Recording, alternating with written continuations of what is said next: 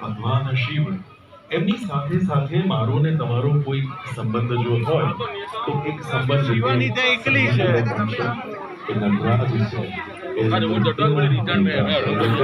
કલાકારો એમને હંમેશા ઓળાના ભગવાન કહેવાય છે. તમે જો મોટા ભાગે મંદિરોમાં આપણે જઈએ તો આપણા માતા કે બધા મોટા જે મહિલાઓ હોય બધા ભેગા થઈને ભજનો ગાતા હોય એમાં કેટલા ભાવપૂર્ણ રીતે ગાતા છે. એ ભગવાન શિવના ચરણોમાં હવે ઇન્સ્ટ્રુમેન્ટલ એટલે કે જુદા જુદા ત્રણેક વાદ્યો એનું વાદન રજૂ થઈ રહ્યું છે. કલાકારો એમની વ્યવસ્થાઓ સંભાળી રહ્યા છે. તો આવો આ કાર્યક્રમમાં હવે રજૂ થવા જઈ રહ્યું છે ઇન્સ્ટ્રુમેન્ટલ વાદન અને એમાં પણ ભગવાન શિવને સમર્પિત સ્વર, શબ્દ અને ભક્તિ સંગીત.